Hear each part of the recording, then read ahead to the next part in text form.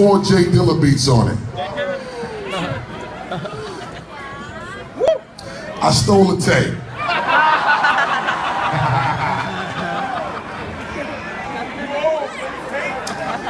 The first song that I wrote from that tape was a song that ended up being called Still Shining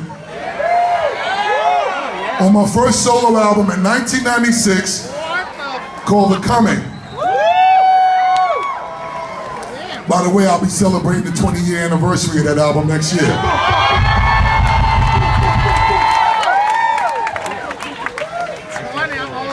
So the reason why I was so attracted to this beat was because J Dilla was the first producer that I ever heard give me a beat that sounded like this. The beat, you know, when we hear a beat, it plays the same beat pattern for 3 minutes.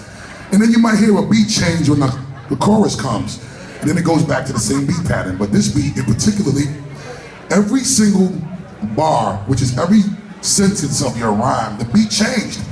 So I was forced to write my rhyme in the way that the beat was programmed. So every time the beat changed, I would try to match my syllables to match the way the beat was bouncing based on the way he programmed it, which made me seem like I was an incredible motherfucking MC.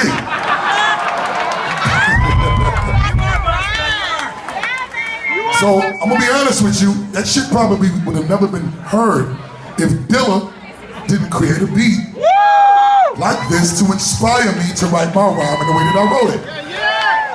Fast forward, I fell in love with Dilla to the point where I called him a lot. Started to get on his nerves and shit. But I ended up becoming one of Dilla's preferred artists to work with because at some point Dilla felt like I married his music so beautifully that he ended up calling me Godfather because I reminded him of James Brown. So that was an honor in itself for me because Dilla is he's an introvert. He's a recluse. Dilla don't really fuck with a bunch of dudes. It's either there ain't no gray area with him. He loves you or he just don't fuck with you. And it ain't nothing personal. It ain't gotta be beef because Dilla was not a guy to beef. But the thing that I love the most about Dilla, besides his brutal honesty, was just how free he was in spirit. And I got a big up comment for this too because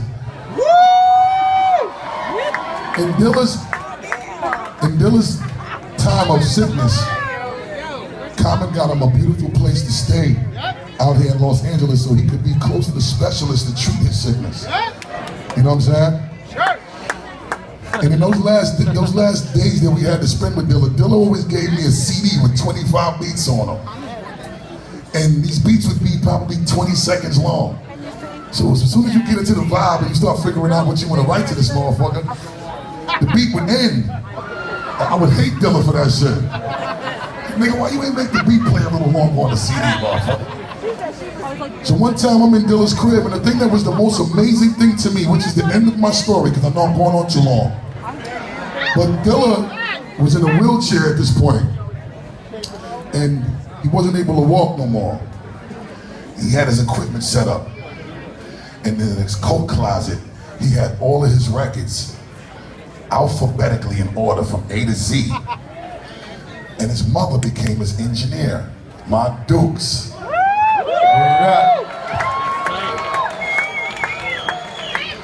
So we was in Dilla's crib one day, and Dilla was making this beat for me, and he told his mom to get a particular record from the closet. So because it was in alphabetical order, once he told her the name of the artist, she went to the closet, sifted through the records, got the record, came back and gave it to Dilla.